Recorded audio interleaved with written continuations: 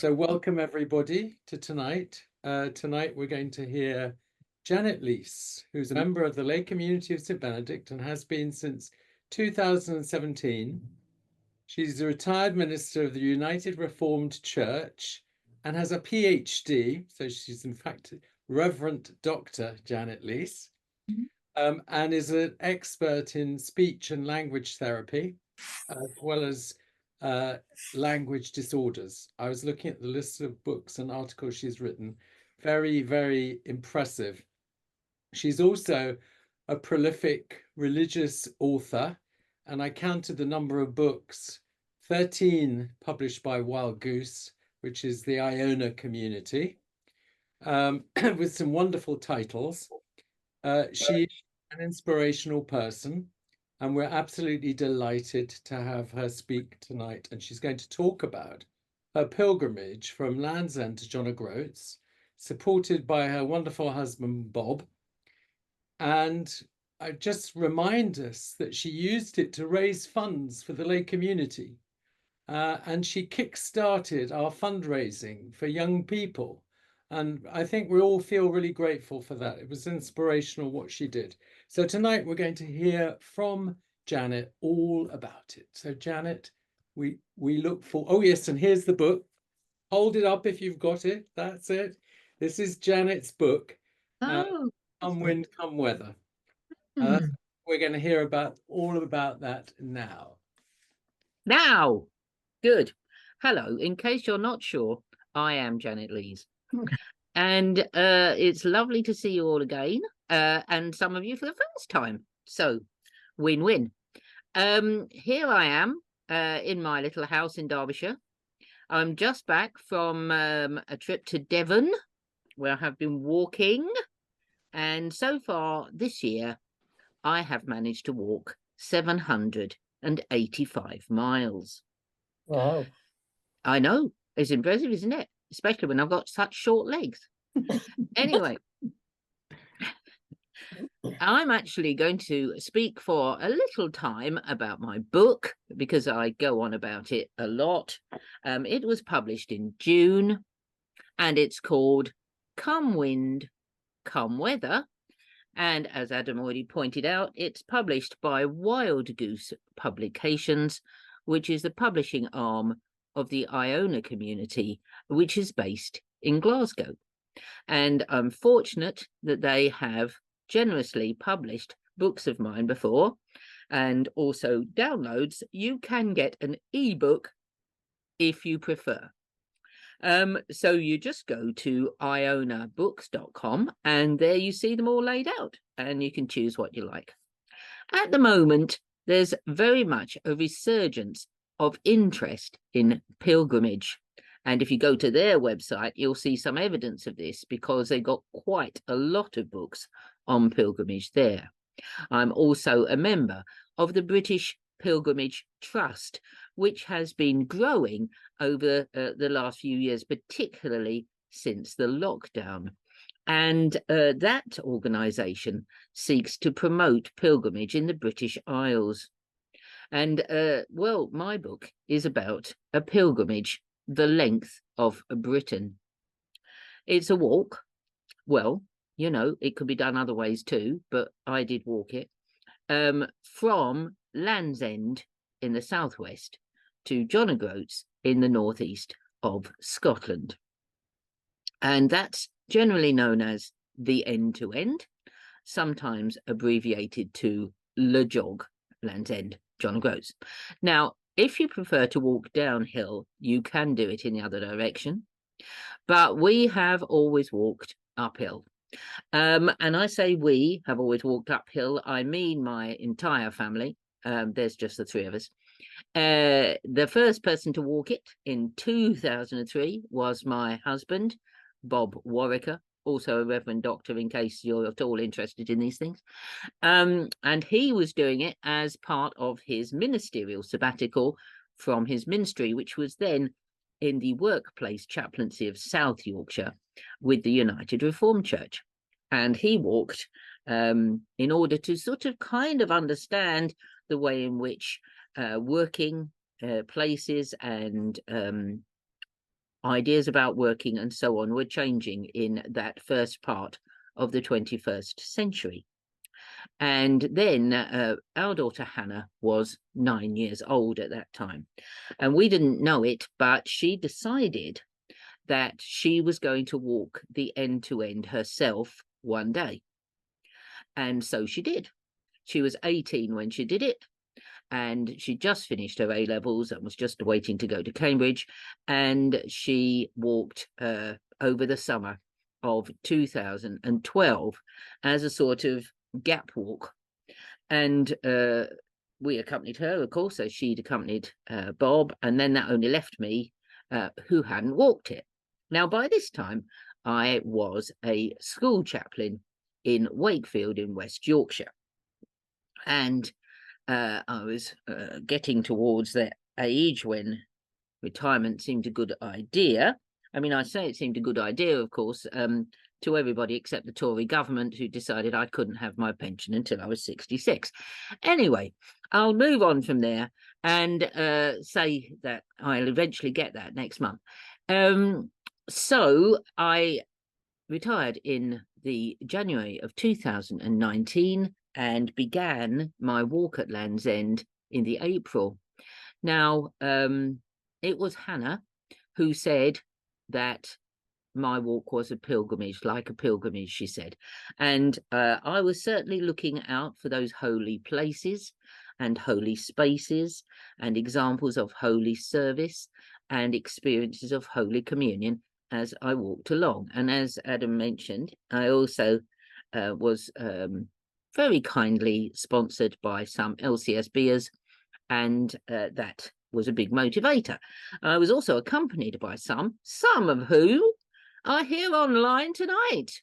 Good Lord, the old days of Iron Bridge, it seems a while ago now. That's it, Chris Walker's waving, he remembers Iron Bridge. And there were several others, Alain and I don't know. Oh, Peter Lane came to Preston, and well, there was just loads of it. So it's great to have companions on a walk like the End to End. I thank all of those who came along. So I got back, and that was after 117 days, 1,110 miles. And not long afterwards, the COVID pandemic started. And having written a blog while I was on the walk, that's when I decided to try to turn the blog into a book. So then I was faced with the challenge, how do you write a book about the End to End that isn't just day one, got up, ate breakfast, walked 10 miles, fell asleep, you know, those kind of things. Day two, got up, ate more breakfast. That was a bit of a challenge. How are you going to make it interesting to other people? And how is it going to be that other people might feel excited about doing it themselves even? So I started to take some things from my website, and eventually this is what was produced. The book has two main parts. The first part is about how any walk can be a pilgrimage. And it's got all sorts of ideas in it for getting started and walking along and being accompanied by your remembered Bible. That's the Bible in you, for those of you who have not heard me go on about it too much before. And blessings for the end of the day and all of that kind of thing. The second half of the book is about habitats. One of the things I became very aware of when I was walking was increased focus on and concern about the climate crisis. It's been in our news and research and so on for some time now, but it became much more of a focus at about that time, and children around the world started marching for the climate on Fridays, and all sorts of other things started happening. So I became more aware of it, and it seemed right, having walked the length of Britain, to draw attention to the different habitats in Britain and how we could think about those as we were travelling through them, as a way of raising awareness about the way in which the climate was affecting different parts of Britain, different creatures, different species, different plants, and so forth. And by doing so, inform our praying and our action and so on. And that we could do that whenever we went on a walk, wherever we went. You know, if you walk to the woods tomorrow, you can think about the woodland when you're there. If you walk down to the coast or up to a mountain, there is the opportunity. And it didn't matter that the walk wasn't 117 days long or whatever. It could be any length of walk, any place, anywhere. Of course, other journeys could also be included. The book is not meant to be exclusive, and I had companions who were able to get about in different ways, and it's not many of the routes I used were what we call accessible routes, could be used by people who use wheelchairs or pushchairs or whatever your preferred thing is. So that's the book then. Two halves, one about ordinary stuff and one's about 10 different habitats reckoned to be common in Britain under the concern of the wildlife trusts. The wildlife trusts have local versions in every county. So there's one in Derbyshire, for example, and they seek to protect areas within their locality and draw people's attention to what's going on in terms of ecology and so forth in those particular places. And as I was walking up the country, I'd often find local wildlife trust reserves, and you will find them quite readily. You can just put it into your search engine and it will tell you some of those local places, I'm sure. So that's why I divided it into these different habitats. You know, as I say, any walk could go that way. Of course, some people won't particularly be interested in or motivated by this particular way of describing it. They'll want relics. I don't have any relics. The only relics I have are lumps of trees called nursery logs, or lumps of mountains that have been eroded by millions of years, or small creatures that are still busy evolving in some other place, or plants that are under threat somewhere, or natterjack toads, which I never saw because they were all hiding. Those are my reformed relics. I don't have finger bones of other people or bits of hair or nails or stuff. If that's your particular way of thinking about pilgrimage, this book will be a bit of a disappointment to you. It's about live stuff. And as a result, it's about stuff you can find out there. One of my friends described it as I Spy for grown-ups. And it may indeed characterize some of it, because each chapter gives you an idea of some things you could do if you were walking around or traveling about or thinking about these habitats. And the importance of that is that we often feel a bit sort of, yeah, climate change, all climate crisis, can't do nothing about that. But actually, there are a lot of things we need to do. And one of the things we need to do is raise our own awareness. I learned about wildlife when I was a child, from my mother mostly, who helped me to learn the names of common plants and animals and so forth. And yet, in the 21st century, about a quarter of children in junior school age and so forth don't know common names of plants and common names of birds like robin and so forth. We need to raise this awareness. Some people say to me, oh, you seem to know a lot of fungus. Well, that's just because I learned about it. There was a pandemic going on. What else was I going to do? I sort of thought, oh, that's interesting. Oh, why don't I kind of see if I can find some of these things? And lo and behold, they were just on my doorstep. So look out for stuff, and that'll help you feel more in touch with things. Look out especially for a tree of the day. I write about that in the book. This was a thing Bob started. Wherever you go, you might see a tree of the day. Here we are. It could be any sort of tree. It can be old or young, deciduous or coniferous, standing alone or with others. It's a tree that takes root in your imagination. A tree to celebrate. You can photograph your tree of the day, draw it, rub the bark, collect a leaf or fruit, give it a hug or a stroke. You can do any of these things to connect to your tree of the day. You can go back another day and look at it on a different day, or you could wait for next year and then go back and look at it again. A tree of the day. It's very, very important that we take notice of these, what we might often take for granted, commonplace things in our environment. You know, every single tree in this country is important. And do you know that they do something we cannot do, and they do it for nothing? Right.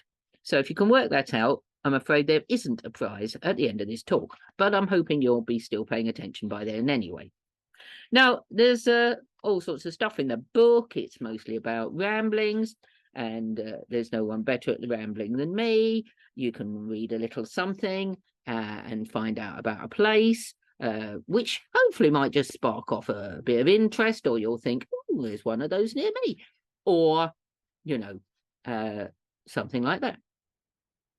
Bridges, for example, they are important places for the reflection for pilgrims, crossing over from one place to another. They often mark progress on a route or a transition from one landscape to another. They may help a walker to avoid a much longer route. And each bridge is an amazing feat of engineering in its own unique way. The Three Locks Way in Argyll was part of my end-to-end in 2019. It's a long-distance walk that lasts for several days, and we'd not used that route before ourselves. And it goes from the Clyde at Kilcreggan all the way up to halfway up Loch Lomond. And it's quite strenuous in places. The Dave Markland Bridge there is named in memory of a warrant officer who managed the development of the Gurkha Bateau in Argyll, which was built by Gurkha engineers and opened as part of this route for long-distance walkers in 2010. Dave Markland was sadly killed in action in Afghanistan in 2010, but we ate our lunch by this bridge. And this was one of my reflections, and it's actually one of Bob's favourite bits of the book. And I've just heard him come in through the front door, so he may appear any minute, and you'll know why. Crossing over a few planks, walking on an even path, sharing sandwiches in the wild. For what we're about to receive, may we be truly thankful and mindful of those who made it possible. So it's mostly little snippets like that. Sometimes it's bits of the remembered Bible. Sometimes those bits are Psalms, just like you'd expect from almost good enough Benedictine. And some of them, they're all sorts of other things, praise and prayer about the whole business of walking one day after another. It's possible. It's something you do. Walking's, you know, pretty commonplace, and a lot of people don't think, oh, I'm doing something special today. But actually, it's really good for you. And it's a good way of connecting with the landscape. So maybe it just gives you pause for thought. It's not a big theological tome. Don't worry about it. You know, don't get bogged down with thinking, oh, is it supposed to be deeper than this? It's deep enough. Okay, I can assure you of that. But we don't count how many angels were dancing on the head of a fungus or anything of that sort. It's just a way of connecting with creation. And I believe we've just been celebrating that time of creation. Well, you don't need to stop. It could be any day and could go on as long as you like, right? So it could help you with that if you like. Well, I'm just aware that knowing me, and some of you do, I'm glad to say, I could be talking all night, and it's already been 20 minutes. And I did say to Adam, I'd do 20 minutes and then we'd see where we got to. So, Adam, are you still there? Is that snoring I hear? I'm still here. Oh, goody. And you're not snoring. That's excellent. I'm not snoring, and I'm loving it. Oh. So I hope that we'll have a few questions from people. I'm hoping so. Let's give them a chance to think of one while I show them this. This is my banner. This is my banner. I've got a banner. which is a come wind, come weather banner. You see here's a line going out the country. What is the end to end? There we are, a banner. Here is a bit of patchwork of Gloucester Cathedral. When I got back, this was one of the other things I did, was I made loads of stuff. This one is called Gloucester Cathedral, which is one of my favourite cathedrals that I passed on the end to end. Here it is. Can you see all the different rainbow colours? That's because at Gloucester Cathedral, when you go through the cloisters and that, and the sunlight's coming in through the stained glass windows, you get these wonderful rainbow effects. Now, Bob has just literally come in the door. So, Adam, why don't you ask someone else if they've got a question, and we'll let Bob sit down. Okay, here you go. So have we got any questions from anyone? The way to ask a question, I'm going to take the spotlight off Janet just for a moment. If you want to ask a question, put your hand up, or you can put it up virtually as well by clicking on react. You can raise your hand by reacting there. So there's two ways of doing it if you've got a question. And I have one to start Janet off. So Janet, I have a few questions actually, but Janet, you describe yourself as an activist and a contemplative. So would you just unpack that a little bit for us, what you actually mean when you say that? I'll do your best. Well, this whole experience of walking the end-to-end was the beginning of my retirement. And I was aware, as I started at Land's End, that having worked in ministry and recently in school chaplaincy at that point for quite a few decades, that's Bob, by the way, I was quite tired. I'd go as far as to say I was probably pretty burnt out, to be honest. And I knew that I needed to recharge, refuel, refill, remake, whatever it was that, was the call that was in me and so on. It was quite a tough time, to be honest. It had been leading up to it. And standing on that line at Land's End, there was definitely a sense of emptiness. And so I knew that walking 1,110 miles, that was going to be a challenge. And most days, I didn't think I could do it. I was very, very fortunate that Bob was my supporter. It's good to have a supporter on the end-to-end. And we just say hello to Bob. Yeah, here he is. Hello, Bob. Nice to have you with us. He's been out after a plasma burp. He'll tell you about it in a minute. We were, and he would usher me back, catch me up like a little sheepdog and usher me back. And I was, taking my remembered Psalms with me and so on, and turning them over and coming to places and sitting quietly and taking them in and so on. So there was that contemplative aspect to it, that sense that, you could be in a woodland surrounded by all of this and just bathe there. They call that forest bathing, when you're just there, or on a moorland or wherever it was. And so you could see that the whole experience of just being in the wild, not just eating the sandwiches, but anything, it was seeping into me. So that was the sort of contemplative bit of it. And I think that's always been true of me.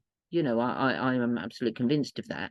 But the other thing, as I say, was the urge to get more in touch with how to react to the climate crisis and link up with like-minded people, and learn to tread more gently on the earth, and to know that activism is vital, really, if we're going to respond to what human beings are currently doing to the planet.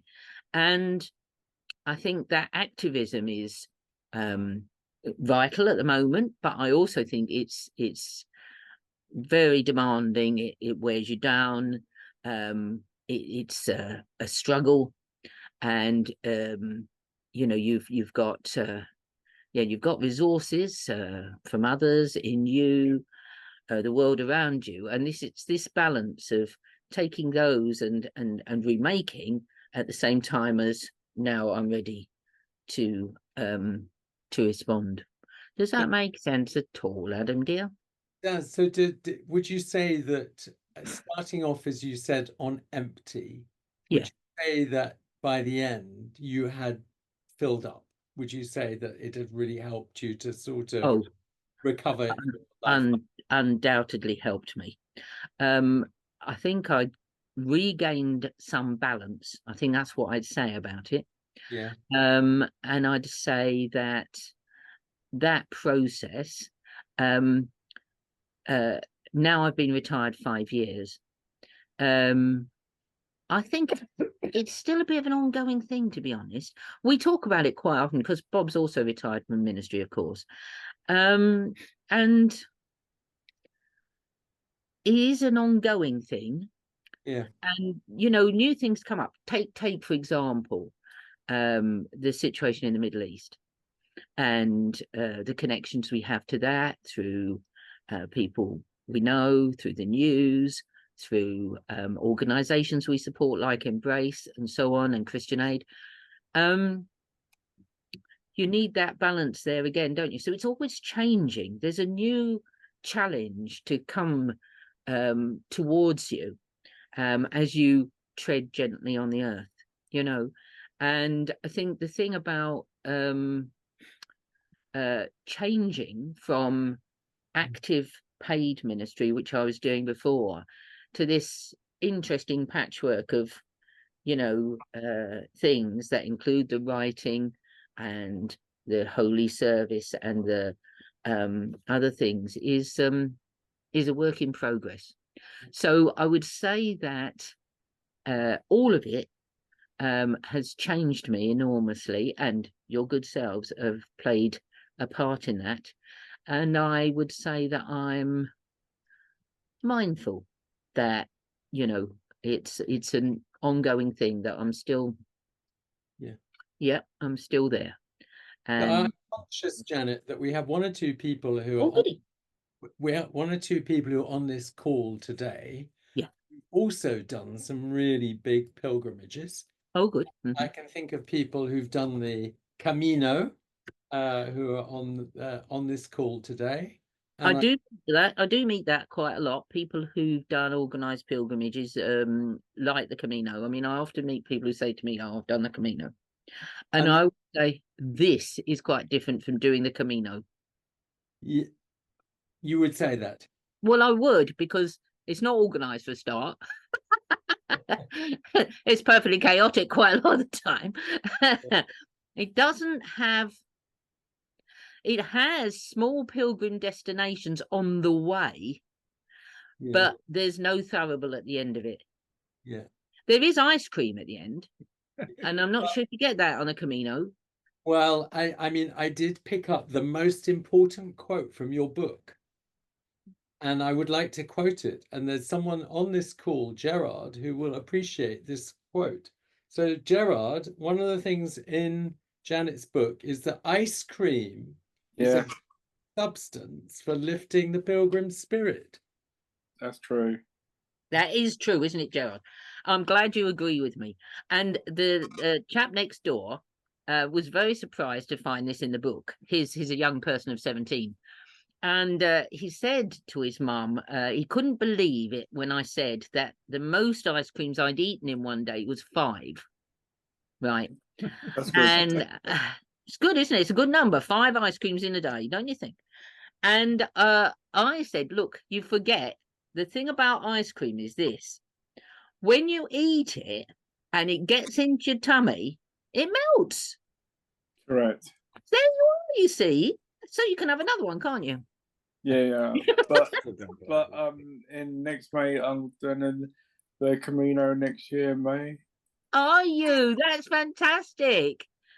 So you're going with a group? Yeah, I'm going with a group. About 6 of us. Wow. Have you done it before? No. Oh, it's going to be amazing. I'll bet you it's going to be amazing. I was wondering if any of the people who've done a big walk like the Camino, or there are people here who've done the crosswalks. Can you identify with what Janet was saying about the transformational nature of going on one of these pilgrimage walks? I don't know if anyone would like to say anything on that. Mary. Knew you were going to put me on the spot.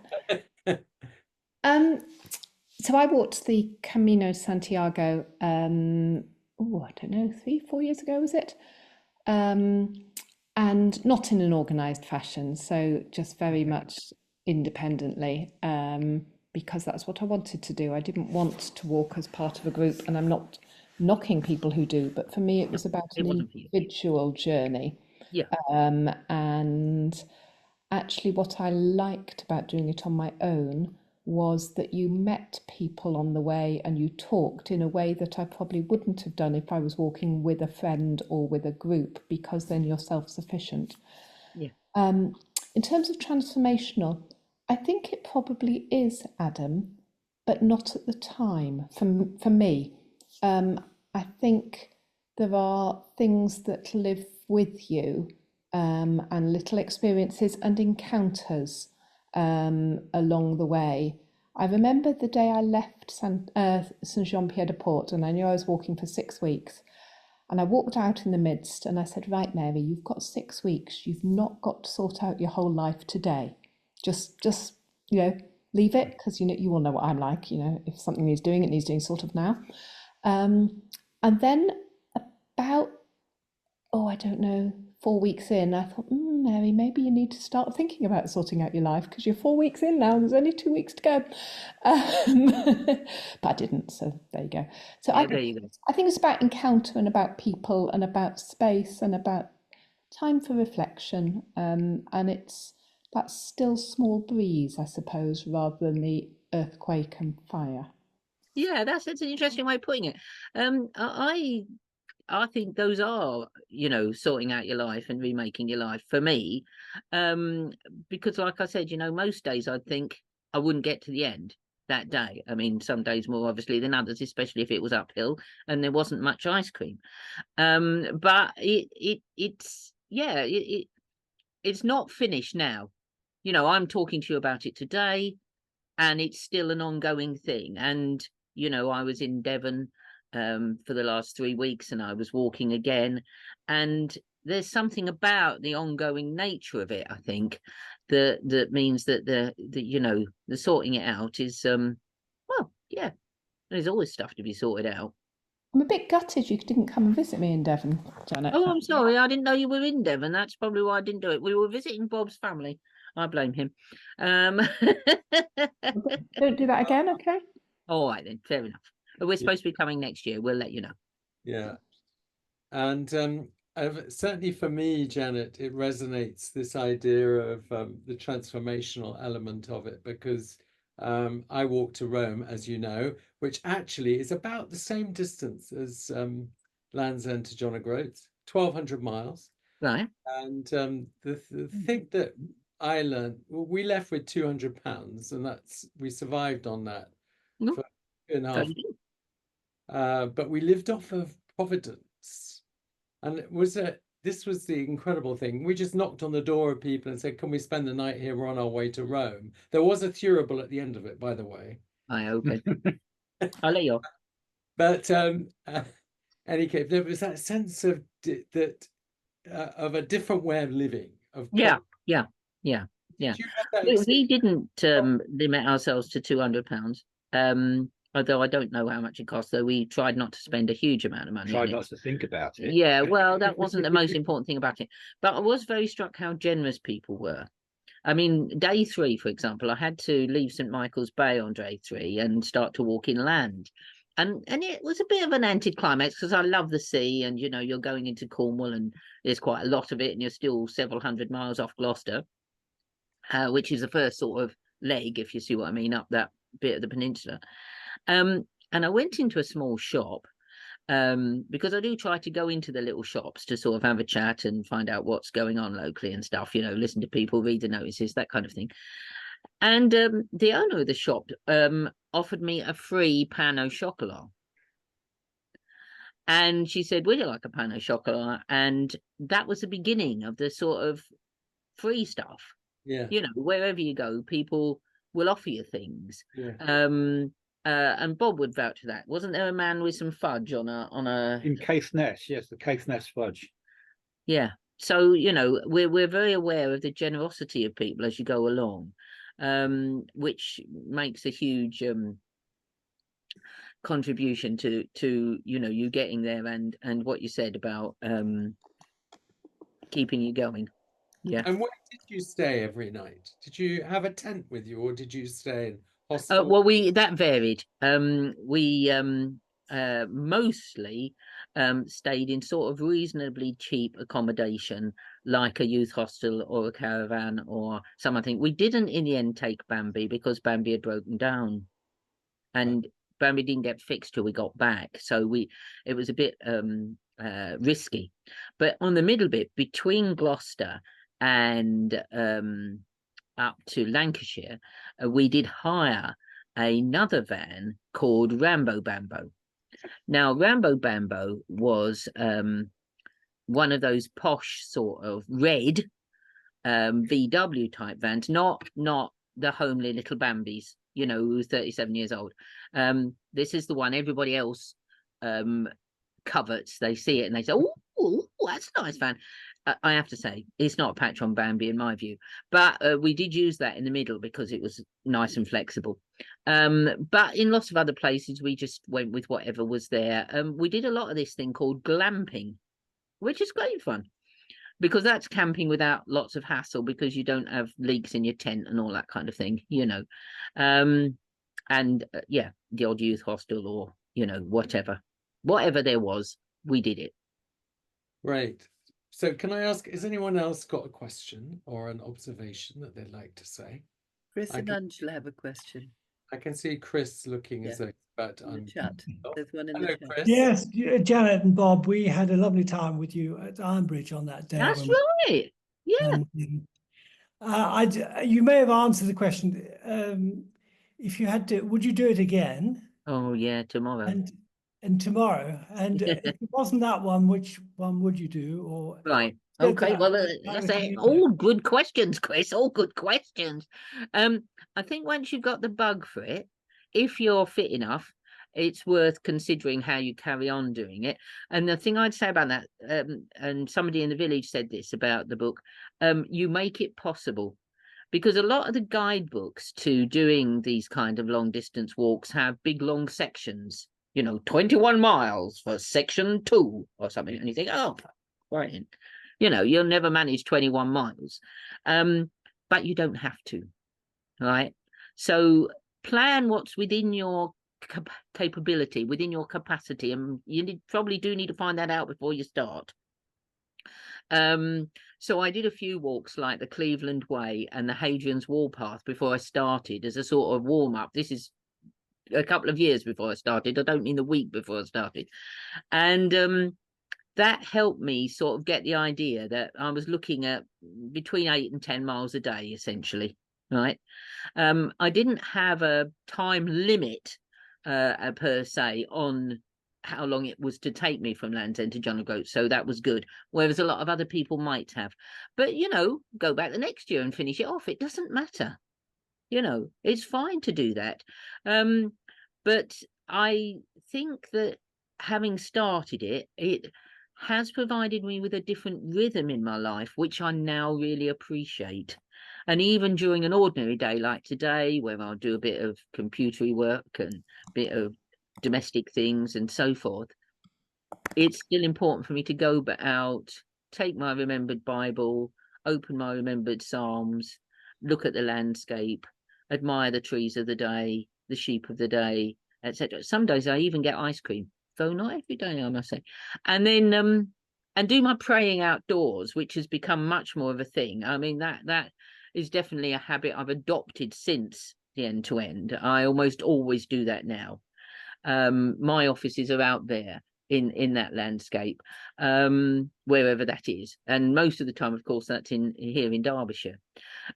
Since then, we have done several other long walks. Bob and I have completed several, including one called the Greenwich Meridian Trail, which went down the east side of the country, more or less in line with the Greenwich Meridian, from the North Sea to the south coast. And how many miles was that, Bob? Because you'll have to have a vague memory for that. He doesn't remember. 200 and odd, a bit more perhaps. Maybe just over 200 or so. 270. Yeah. For a straight line, it's surprisingly wiggly. Right. Because obviously there isn't actually a path along the Greenwich Meridian, so you have to sort of go around it a bit. But that was one we did, finished it in the spring of this year, and we did it in 4 sections over a couple of years. And we enjoyed that a lot. Partly because it was a side of the country we don't go to so often. It was down the east side of the country, whereas we live in the west. Yeah. And secondly, because it was interesting, but it wasn't strenuously hilly as much a lot. There were some bits like the North and South Downs, but it's quite doable. And also not many people had heard of it, so we like that.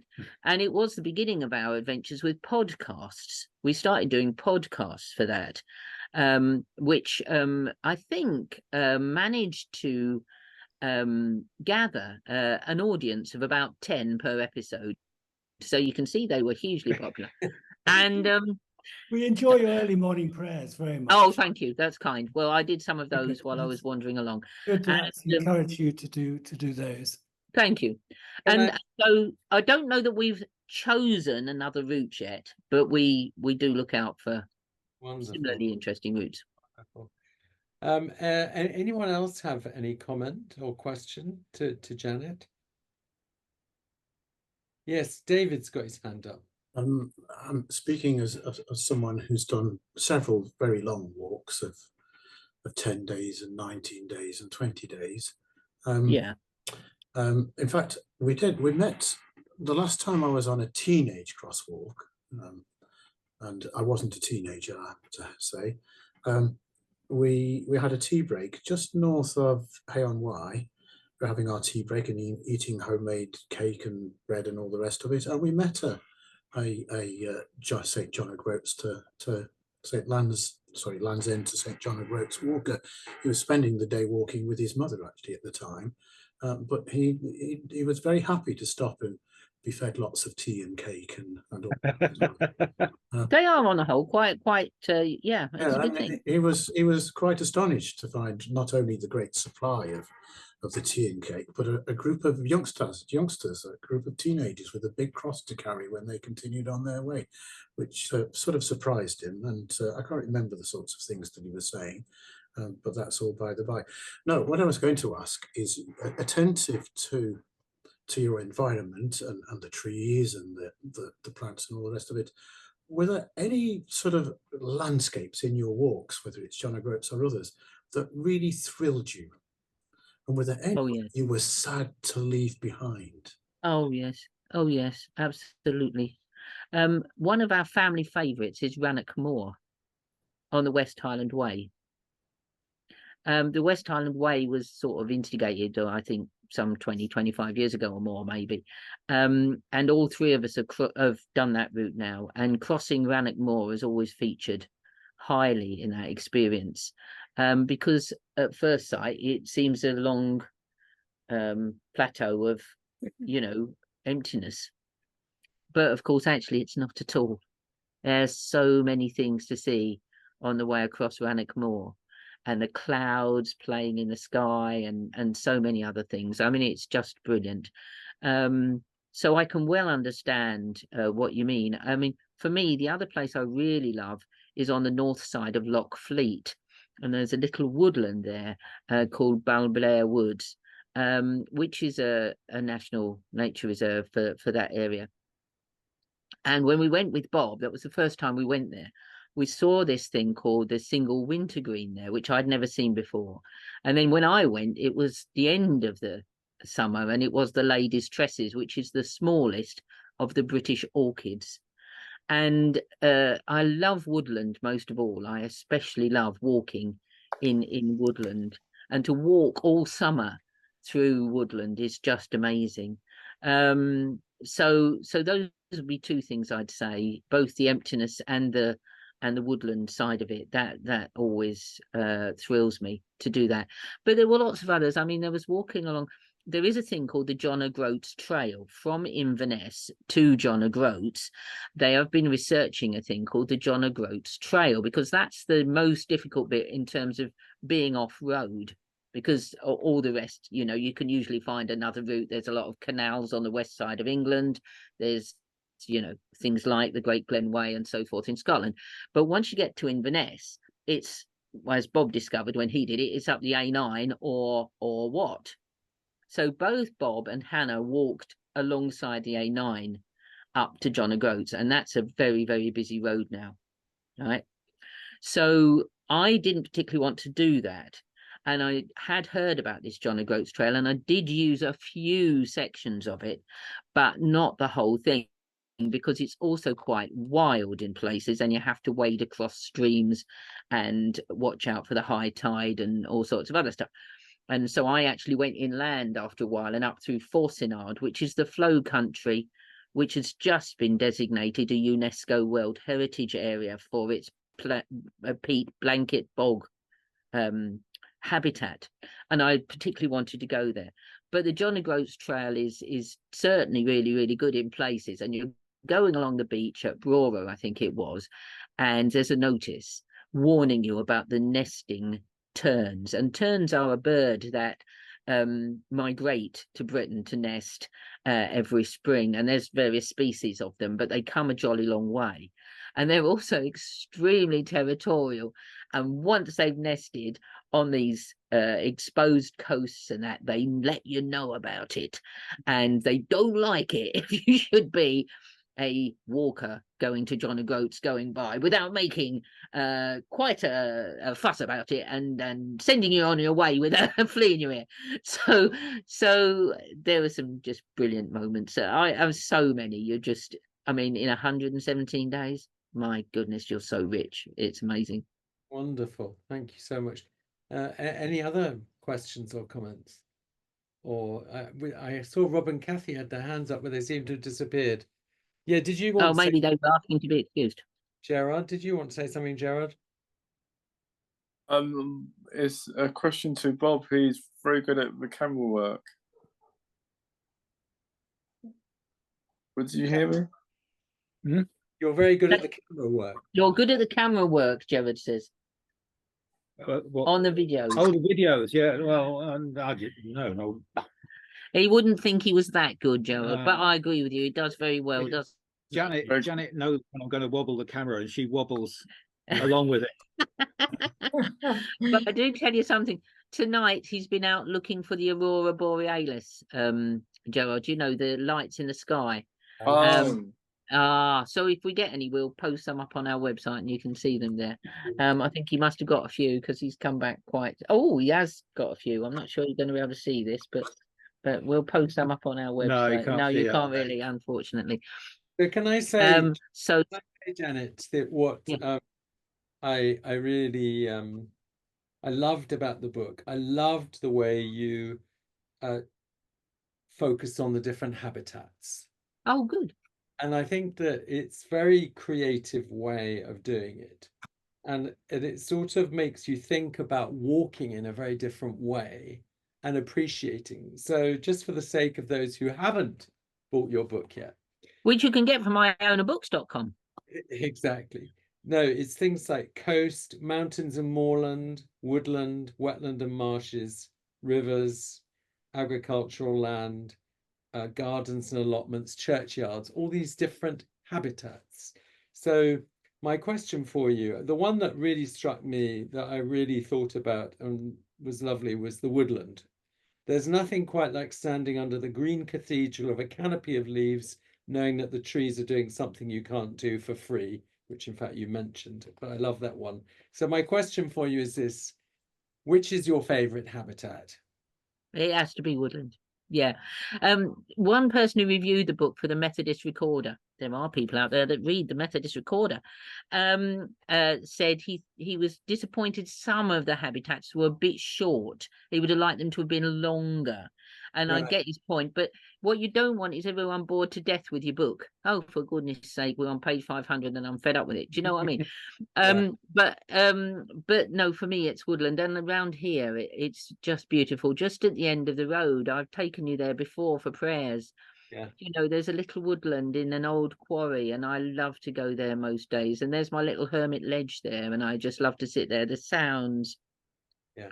the experience of the trees moving and everything.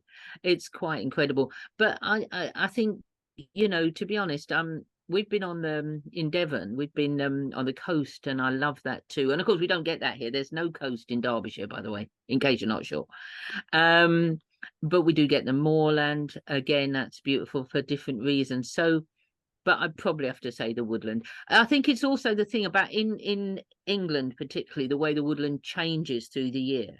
And here, of course, we are in autumn, and it's changing now. The leaves are coming down, and we'll go into that time when the woodland sleeps. And, you know, and so I think it's partly because of that, because you notice the change particularly. Yeah. Thank you. Well, I can see that Kathy is back, because we Oh, good.